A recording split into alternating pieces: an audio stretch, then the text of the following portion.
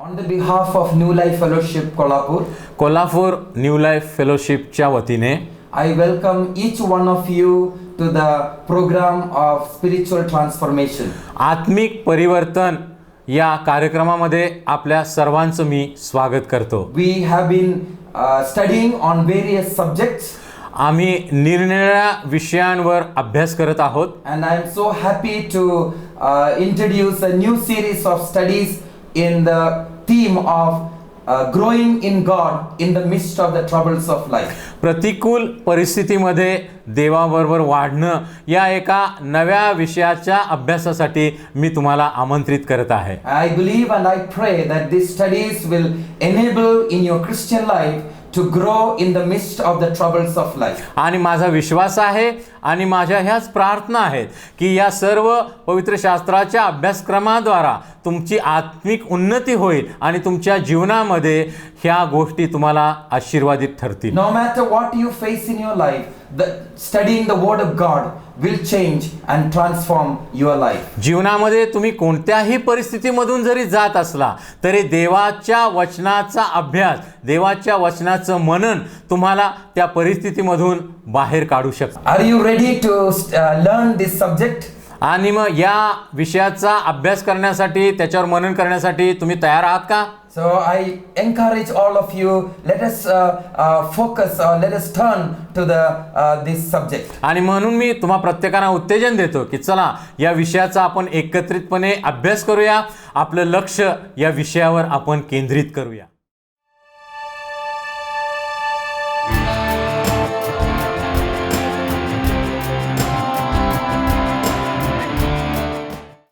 Greetings to you in the loving name of Jesus Christ our Lord. आपला प्रभू येशू ख्रिस्त याच्या प्रिय नावामध्ये आपल्या सर्वांना शुभेच्छा. Again, it's a great joy for me to bring the word of God. देवाचं वचन आपल्यापर्यंत आणण्यामध्ये आम्हाला खूप आनंद वाटत आहे. And today I will continue with the part 2 of the message, growing in God in the midst of the troubles of life. प्रतिकूल परिस्थितीमध्ये देखील देवामध्ये वाढणं या अभ्यासक्रमाच्या आता दुसऱ्या भागाचा आज आपण विचार करणार आहोत. Now today's our example from the Bible is Moses. आजचं पवित्र शास्त्रामधील आपलं उदाहरण मोशे आहे. Because Moses lived in a time that was very hostile to the Jewish people or to God's people. आणि मोशे या अशा वातावरणामध्ये वाढला की यहुदी लोकांच्या जीवनामध्ये हा अत्यंत प्रतिकूल असा काळ होता. Now even though Moses was growing up in the palace of Pharaoh, जरी मोशे फारो राजाच्या राजवाड्यात लहानपणापासून वाढला, in the luxury and in the comfort of the palace, आणि राजवाड्यातील सर्व सोयी सुविधा आणि यामध्ये तो वाढला, yet his people, they were living in one of the most tragic history of human beings. परंतु मोशेचे जे स्वतःचे लोक होते, जे यहुदी लोक होते, ते अत्यंत दुःखद आणि कष्टप्रद अवस्थेमध्ये त्या ठिकाणी मिस्र देशामध्ये जीवन कंठत होते. Serving Pharaoh as slaves. आणि जणू काय गुलाम बनून फारोची ते सेवा करत होते. Now Moses, when he realized that he was also people from these people, आणि ज्या वेळेला मोशेला कळून आलं की तो हा यहुदी लोकांच्या मधील एक व्यक्ती आहे, Moses refused all the comfort and the luxury of the palace and he chose to be with God's people. आणि मग मोशेनं सर्व फारो राजाच्या राजवाड्यातील सोयी सुविधा ऐश्वर्य नाकारलं आणि आपल्या यहुदी लोकांच्या बरोबर दुःख भोगणं त्यानं पसंत केलं. So the next 40 years of Moses' life was not a pleasure and a leisure. आणि पुढची जी 40 वर्ष मोशेच्या जीवनातील होती ती काय आनंददायी अशी आपल्याला म्हणता येणार नाही. He went through the experience of the wilderness, trained by God in the wilderness. आणि अरण्यामधील रानामधील अनुभवातून मोशे गेला आणि त्या अनुभवामध्ये देवानं त्याची तयारी करून घेतली. And even later on the last 40 years of Moses' life leading God's people was also not an easy time for him. आणि मोशेची पहिली 40 वर्ष फारोच्या राजवाड्यात गेली, पुढची 40 वर्ष अरण्यामध्ये गेली आणि शेवटची 40 वर्ष देवाच्या लोकांना मिस्र देशातून बाहेर काढण्यामध्ये गेली. So in all of these different stages of Moses' life, he went through different experiences in life. आणि आपल्या जीवनाच्या या सर्व टप्प्यामधून मोशे जीवनाच्या वेगवेगळ्या अनुभवातून गेला. But we find that how Moses was progressively growing and maturing in God. आणि या सर्व अनुभवातून जात असताना आम्ही पाहतो की मोशे दिवसेदिवस कशा प्रकारे देवामध्ये वाढत गेला आणि प्रौढ होत गेला. And even in our life we go through different seasons and different levels or different experience or stages of life. आणि आमच्या जीवनामध्ये देखील आम्ही वेगवेगळ्या अवस्थांमधून जातो, चांगल्या वाईट परिस्थितीमधून जातो. In every stages of our life we are expected to mature, we are expected to grow in God or know God better. आणि मग जीवनाच्या प्रत्येक परिस्थितीमध्ये आम्ही हेच ध्येय ठेवलं पाहिजे की प्रत्येक प्रतिकूल अनुकूल परिस्थितीमध्ये आम्हाला देवाबरोबर वाढायचं आहे. One of the beauties of Moses' life today, when we look back and see his life, that Moses was a man of selfless dedication. आणि मोशेच्या जीवनाचा अभ्यास करत असताना एक अद्भुत गोष्ट आम्हाला आढळते की मोशे हा निस्वार्थी स्वभावाचा व्यक्ती होता आणि तो अत्यंत समर्पित होता. You know, these are the kind of people that God can use mightily for his purpose when they have such a selfless dedication towards him. आणि निस्वार्थी असल्यामुळे आणि समर्पित असल्यामुळे देवाने या व्यक्तीचा अद्भुत रीतीने उपयोग करून घेतला. Now we are all dedicated to God. आम्ही सर्व देवाला समर्पित असे आहोत. We love God. आम्ही देवावर प्रीती करतो. We have surrendered our life. आम्ही देवाला शरण जातो. But yet sometimes that selfishness take control of our life. पण अनेकदा स्वार्थ आमच्या जीवनामध्ये येतो. And in Moses' life, मोशेच्या जीवनामध्ये his dedication was so selfless. आणि त्याचं जे देवावरचं जे समर्पण होतं ते अत्यंत निस्वार्थी प्रकारचं होतं. Yet because of this, Moses became God's man for for man's God. God's man for the people of Israel. आणि म्हणून इस्रायल लोकांसाठी मोशे हा एक मुक्तिदाता असा ठरलेला आम्हाला दिसतो. That God chose him to be a vessel in his hand to deliver his people. आणि फारो राजाच्या गुलामगिरीतून आपल्या लोकांना बाहेर काढण्यासाठी देवानं मोशेचा अद्भुत रीतीने उपयोग करून घेतला.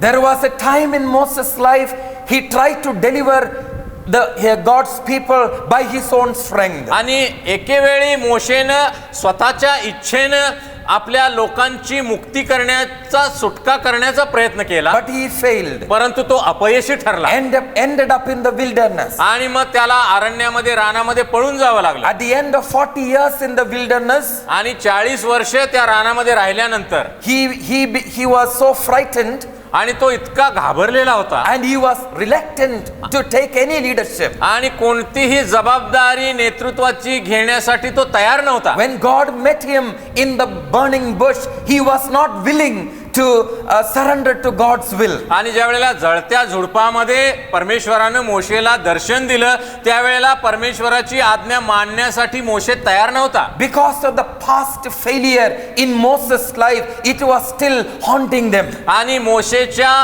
पूर्वीच्या अपयशाचा जणू काय ते अपयश त्याचा पिच्छा करत होतं आणि म्हणून तो घाबरलेला होता, कोणती जबाबदारी घेण्यास तयार नव्हता. But then we find at the conversation that God and Moses, between God and Moses, at the end Moses surrenders to the will of God. आणि मग आम्ही पाहतो मोशे आणि परमेश्वरामध्ये जे संभाषण झालं आणि शेवटी मोशे परमेश्वराला शरण गेला. And Moses realizes it is not now his ability, it is not his talents or his strength, but it is God that is going to make the difference. आणि मग मोशेला कळून आलं, त्याची खात्री पटली की त्याच्या स्वतःच्या सामर्थ्यानं त्याच्या स्वतःच्या प्रयत्नानं तो इस्रायल लोकांची सुटका करू शकत नव्हता, केवळ देवच इस्रायल लोकांची सुटका करू शकत When होता. we go through the troubles of life, we must realize it is not our wisdom and strength that will carry us through, but it is God's power that is manifested in us that will carry us through. आणि मग जीवनाच्या संघर्षामधून, अडचणीमधून, दुःखामधून आम्ही जात असताना आम्ही देखील हे लक्षात ठेवलं पाहिजे, आमचं बुद्धी, आमचं ज्ञान, आमचं सामर्थ्य आम्हाला पुढे नेऊ शकणार नाही, केवळ देवच त्याच्या सामर्थ्यानं आम्हाला पुढे नेऊ शकतो, आम्हाला यशस्वी करू शकतो. But we should learn to surrender to His will. आणि म्हणून आम्ही देवाच्या इच्छेला सदैव समर्पित असलं पाहिजे. Now we find the time in which Moses was born. आणि मोशेचा जन्म कोणत्या काळामध्ये झाला याविषयी आपण पाहू. The Israelites were slaves and they were afflicted that beyond imagination. आणि इस्रायल लोक, यहुदी लोक फारोच्या गुलामगिरीत होते आणि अत्यंत खडतर असं आयुष्य ते जगत होते. And the instruction from Pharaoh was this: all the male babies of Israelites should be thrown into the river Nile. आणि मग फारो राजानं त्या काळात बाळंतपण करणाऱ्या ज्या सुईणी होत्या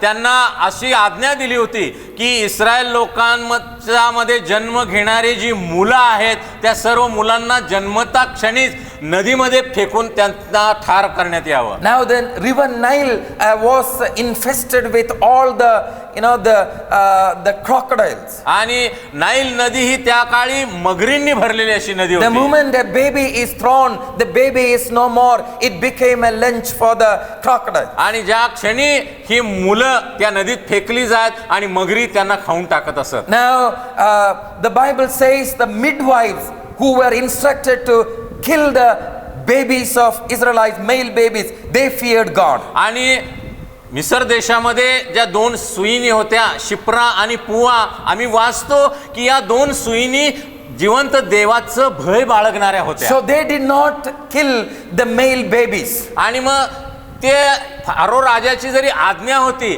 तरी देखील ज्या वेळेला मुलं जन्माला यायची त्यांनी त्यांना नदीत टाकलं नाही, त्यांनी त्यांना ठार केलं We नाही. thank God for the courageous people of faith in the midst of the cruelty and the troubles who will fear God and stand for God. आणि या दुष्टतेनं भरलेल्या, हिंसाचारानं भरलेल्या जगामध्ये देखील अशा लोकांबद्दल आपण देवाला धन्यवाद देऊया की सर्व धोका पत्करून ते देवावर विश्वास ठेवून राहतात. We thank God for Moses' parents who were so courageous. They kept the baby for 3 months. आणि मोशेच्या आई वडिलांबद्दल देखील आपण देवाची उपकार स्तुती केली पाहिजे की सर्व धोका पत्करून त्यांनी 3 महिने मोशेला आपल्या घरामध्ये ठेवला. We thank God for Moses' parents who had the faith God will protect our baby. आणि मोशेच्या आई वडिलांबद्दल आपण देवाला धन्यवाद दिले पाहिजेत की त्यांचा असा ठाम विश्वास होता की देव आपल्या बाळाचं संरक्षण करेल. And I believe even when they threw their baby into the river Nile, they knew that their God, the God of Israel, is able to protect their baby. आणि त्यांनी त्या पेटाऱ्यामध्ये घालून त्या मोशे बाळाला ज्या वेळेला त्या नदीमध्ये सोडलं त्यावेळेला देखील त्यांनी विश्वास ठेवला होता की देव आपल्या बाळाचं संरक्षण करेल. Today the truth remains that the cruel leaders like Pharaoh still exist in our time who want to see the destruction of the innocent. आणि आज देखील असे कठोर राज्यकर्ते, पुढारी आम्हाला जगामध्ये दिसतात की जे निरपराध लोकांची हत्या करण्यासाठी, त्यांचा नाश करण्यासाठी टपलेले आहेत. But the truth remains that God is faithful to protect His chosen people.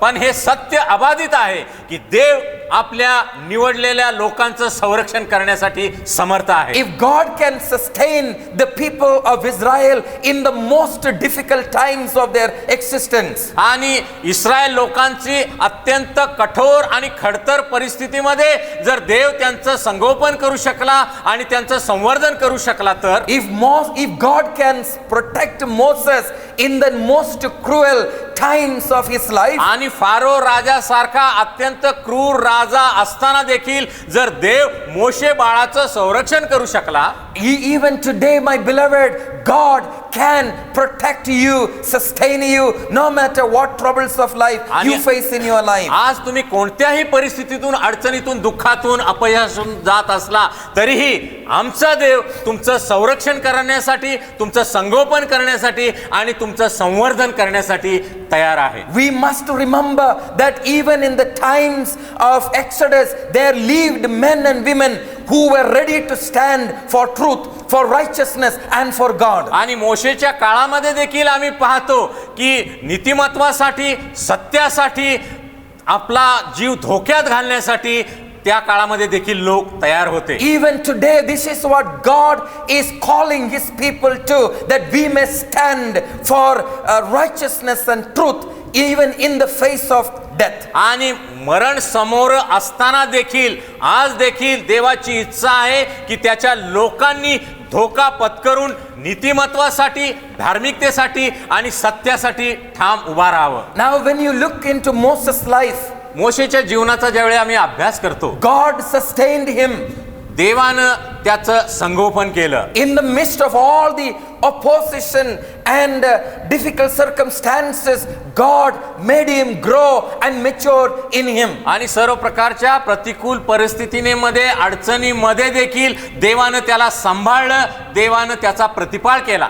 And there are certain truths that we learn from the life of Moses and the Israelites. आणि मोशेच्या आणि इस्रायल लोकांच्या जीवनामधून काही सत्य आम्हाला शिकायचे आहे. Number one, पहिलं जे सत्य आहे, hard times does not erase God's promises. आणि कठोर काळामध्ये देखील देवाची अभिवचनं नेहमी टिकून असतात, कारण ती सत्य आहेत. Genesis 15:16, we find God makes a covenant with his people. आणि उत्पत्ती 15:16 मध्ये पाहतो की देव आपल्या लोकांबरोबर एक करार करत आहे. In the difficult times of his covenanted people, God did not forget that covenant. He fulfilled that promises of the covenant. आणि आपले लोक कठोर परिस्थितीमधून, अपयशामधून आणि दुःखामधून जात असताना देखील देव आपला करार विसरला नाही, देव आपलं अभिवचन विसरला नाही. So if you face a hard time,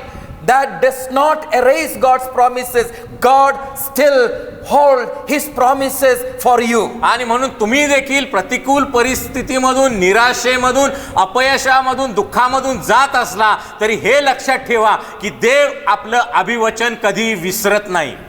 Secondly, that harsh treatment does not escape God's notice. आणि दुसरं सत्य आम्ही यामधून शिकतो की कठोर परिस्थितीमधील देखील देव कधीही आपल्या लोकांची काळजी घेण्यापासून परावृत्त होत नाही. We find that Egypt afflicted Israel for 430 or so years. आम्ही पाहतो की 430 वर्ष फारो राजा आणि मिस्री लोकांनी इस्रायल लोकांना गुलाम करून ठेवलं आणि त्यांना अत्यंत त्रासदायक परिस्थितीमध्ये ठेवलं. Maybe many of the Israelites would have thought God is not seeing our suffering. God is not looking into our problems. आणि या 430 वर्षाच्या काळामध्ये अनेक यहुदी लोकांना कदाचित वाटलं असेल, इतकी वर्षे झाली देव काय आमची काळजी घेत नाही, देवाला काय आमचं दुःख दिसत नाहीये. But later on we find there was a day to pay for Egypt for all that they have done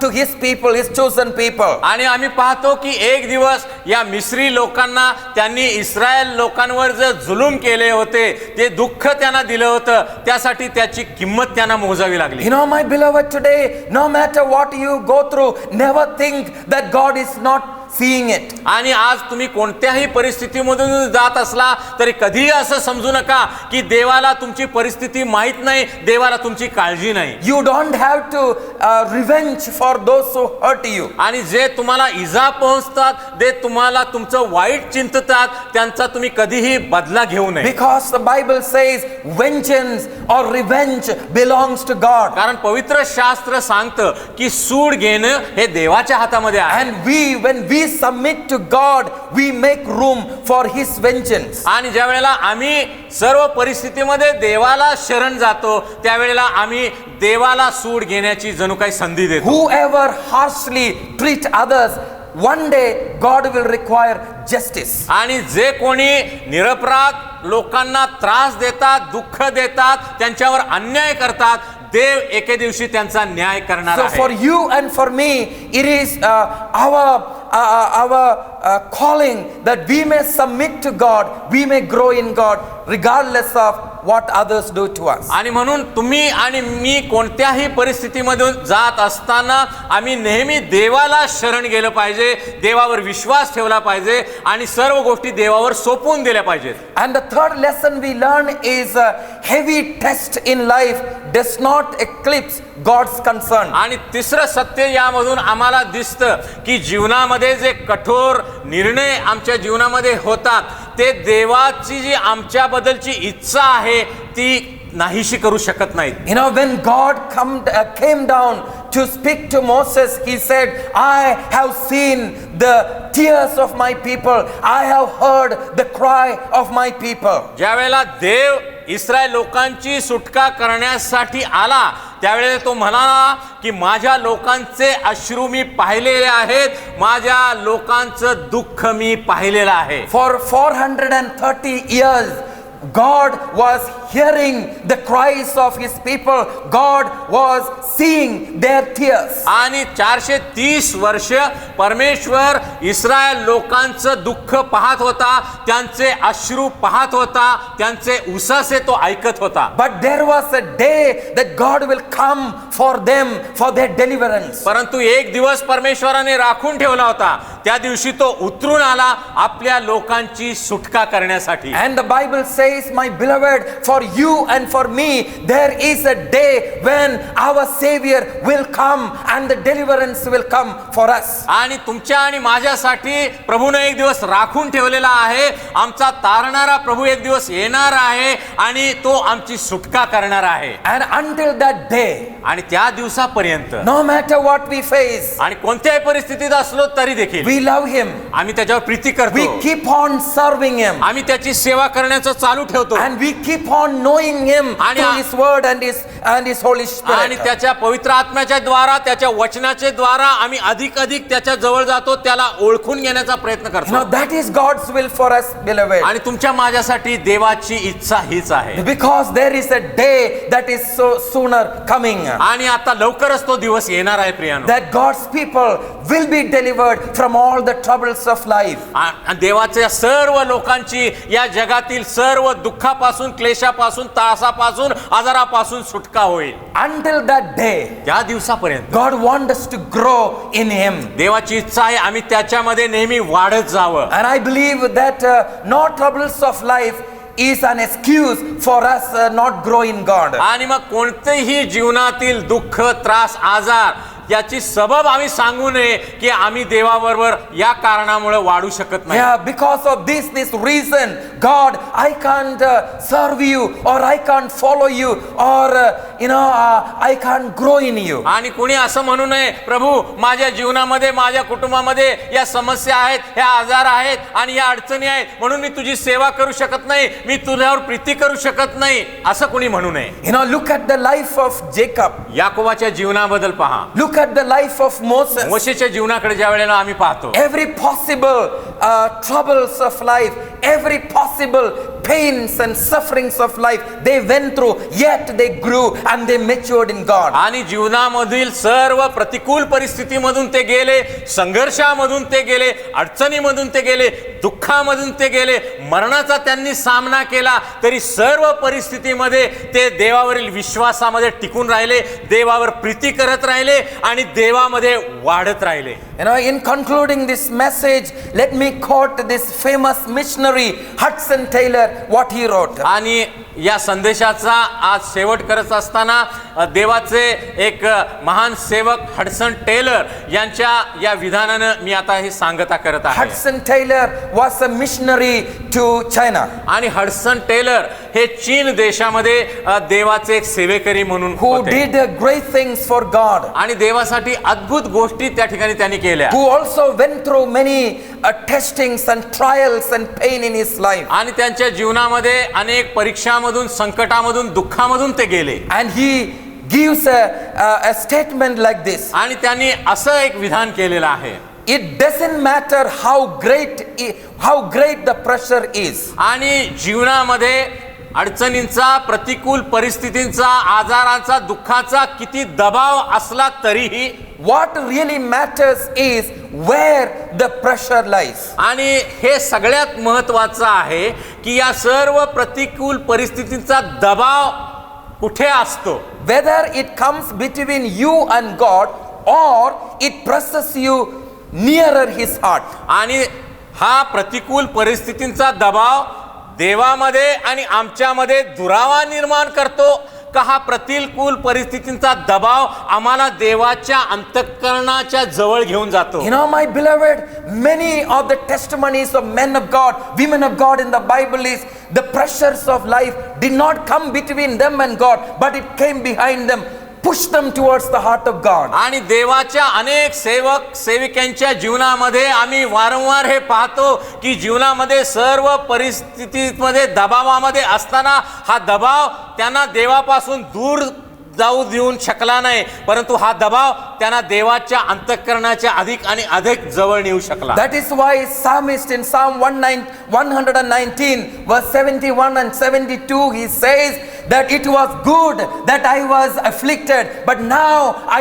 learned to love you, I learned to obey your commandments. आणि 119 स्तोत्रामध्ये 71-72 वचनामध्ये स्तोत्रकर्ता म्हणतो की मी दुःखातून गेलं हे माझ्यासाठी चांगलं आहे की या दुःखामधून जात असताना अनेक गोष्टी मी शिकलो आणि या दुःखामधून प्रतिकूल परिस्थितीमधून जात असताना मी देवाच्या अधिक आणि अधिक जवळ जाऊ शकलो. Today my beloved, let every pressures of life push us towards God, near to his heart. आणि प्रियांनो, आज सर्व प्रतिकूल परिस्थिती आम्ही दबावामध्ये असताना हा दबाव आम्हाला देवाच्या अंतःकरणाच्या जवळ घेऊन जाऊ शकतो. So we thank God for every situation in our life. आणि म्हणून आमच्या जीवनामधील सर्व बऱ्या वाईट परिस्थितीबद्दल आम्ही नेहमी देवाला धन्यवाद देऊया. May God bless you. देव तुम्हाला आशीर्वाद देव.